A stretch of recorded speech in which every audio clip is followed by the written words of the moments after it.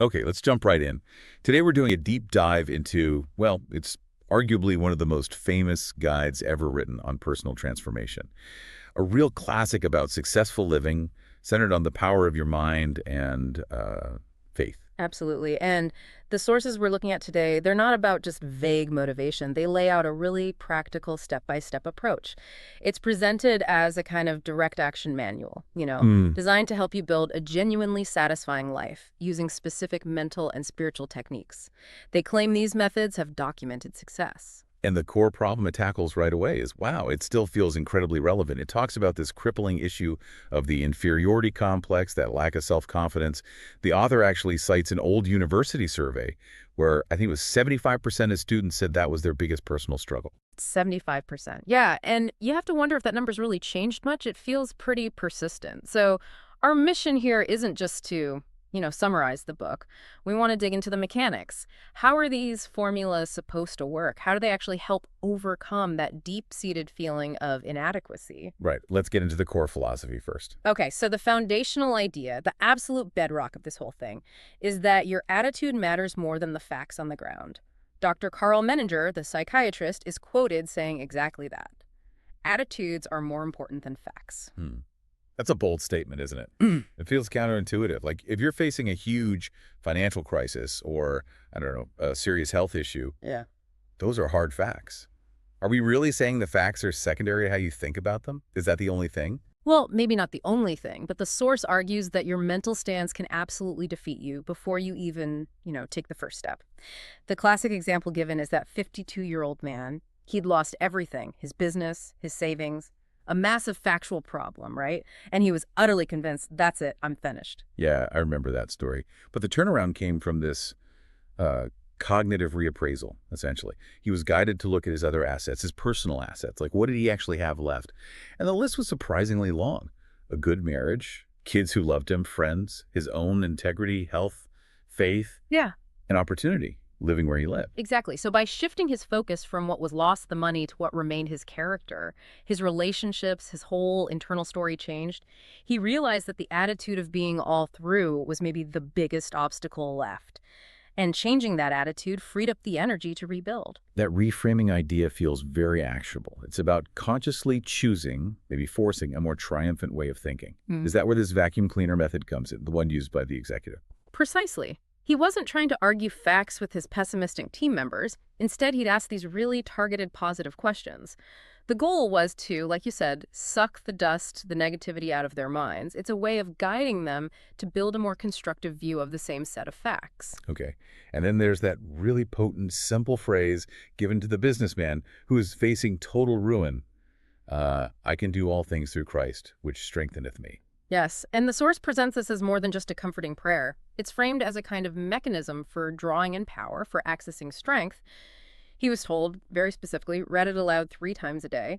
And the claim is pretty dramatic. As he did this, his whole demeanor changed, became more positive, and opportunities started coming to him. Whether you see that as spiritual power or a psychological shift, the key seems to be the focused repetition overriding that negative mental track. So the takeaway is that this affirmation acts like a daily mental reset. It's Yeah. actively overriding the scarcity thinking, kind of retraining the subconscious. Hashtag techniques for mastering your mental picture. Right. So if reappraising your attitude is step 1, then step 2 is this technique they call picturization. We'd probably call it visualization today. It's about creating and really holding on to a vivid mental image of yourself succeeding. And the book is really emphatic about this. Yeah. You must not let that picture fade because it says the mind always tries to complete what it pictures. That does sound a bit like, modern ideas about the reticular activating system. If you intensely focus on something, your brain starts filtering reality to notice things related to it. That's a really interesting connection. Yeah, it's like priming the mind. The text gives some, well, quite anecdotal examples, like the story of the wife whose husband wanted a divorce. She was devastated. Right. And she was advised to picturize harmony. So she'd sit there night after night, imagining him back in the house, sitting happily in his chair, reading, just visualizing peace. And she kept this image up with real faith in it until one night. He apparently just walked in, sat down in that exact chair, and started reading. Just like her picture. The source presents it as the mental picture literally actualizing itself. Okay, but we have to be a little careful with causation there, right? Mm. I mean, visualizing something doesn't magically control another person. hmm Could it be that her sustained visualization changed her, made her calmer, maybe less needy or confrontational, and that created space for him to come back?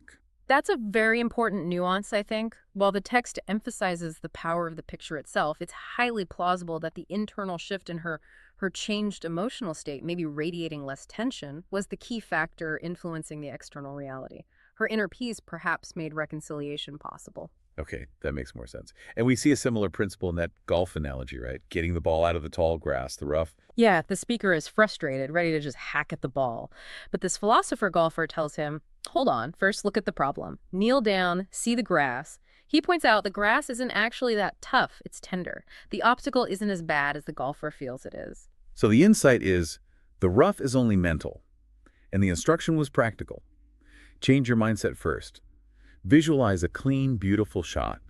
Relax your shoulders. Believe the power is in your mind, and then your body follows that belief with better rhythm and technique. And that circles back to the core principle the source keeps hitting.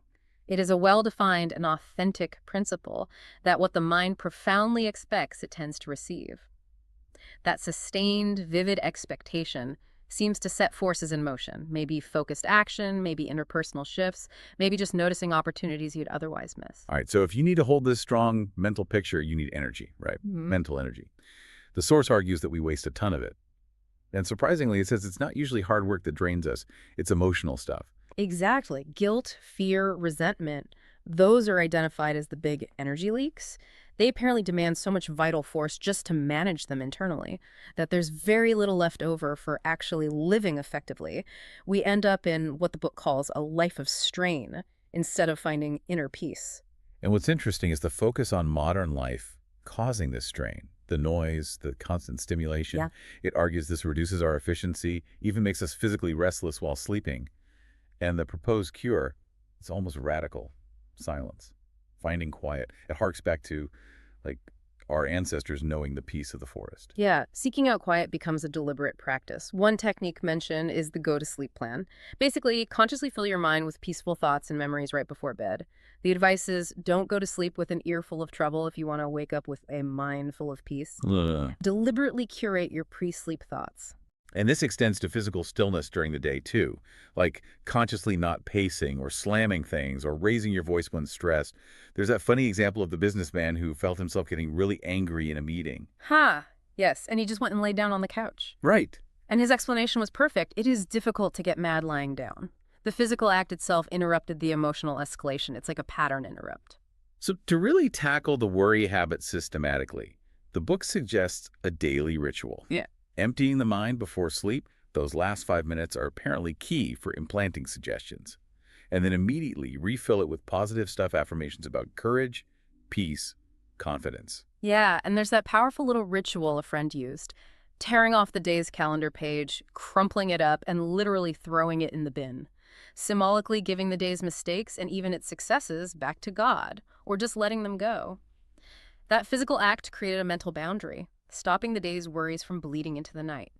Hashtag tag tag the practical power of faith and partnership. Okay, let's shift gears a bit to the role of faith. The source talks about faith not just as, belief or comfort, but as a practical, almost scientific procedure for tackling problems. Right, it's presented as an active technique. A great illustration is the business leader with the wire basket on his desk. It had a label. With God, all things are possible. And when a problem felt too big, totally overwhelming. He'd put the papers related to it in the basket. Yeah. Literally just place them there and leave them for a day or two. That's fascinating. It sounds like a way to mentally delegate the stress, doesn't it? The source says when he took the papers back out, the problem often seemed manageable. Exactly. Maybe it was the time delay letting his subconscious work, or the emotional heat dying down.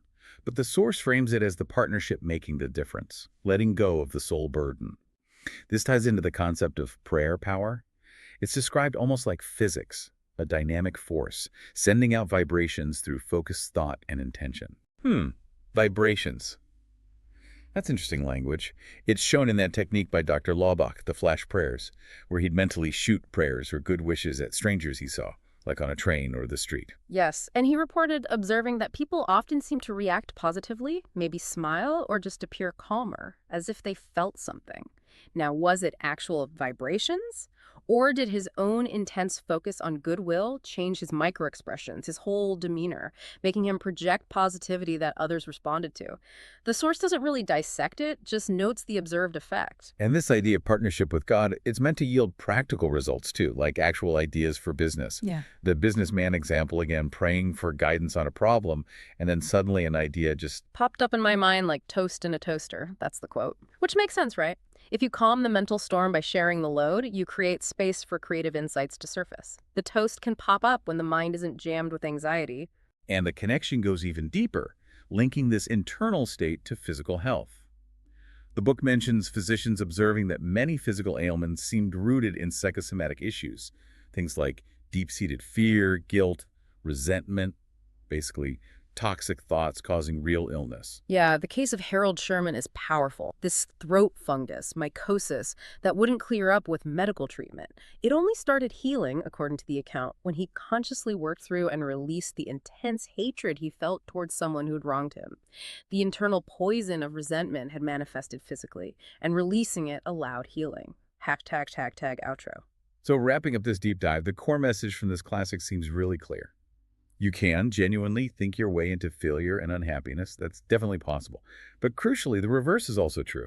You can consciously think your way towards success and happiness.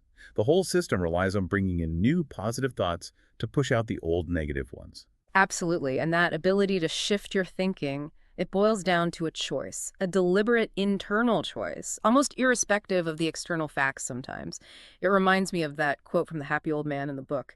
When asked his secret, he just said, "When I get up in the morning, I have two choices, either to be happy or to be unhappy. And what do you think I do? I just choose to be happy, and that's all there is to it." Simple, but profound. And the sources really emphasize that changing your external world starts with changing your internal world. What you are inside determines the reality you perceive and create. So maybe here's a final thought for you, the listener, to really chew on. If your inner state shapes your outer world, forget just fixing specific problems for a moment. What's the one thing about yourself, your core attitudes, your default reactions, maybe a deep-seated belief that if you truly changed it, would fundamentally alter the world you experience every single day?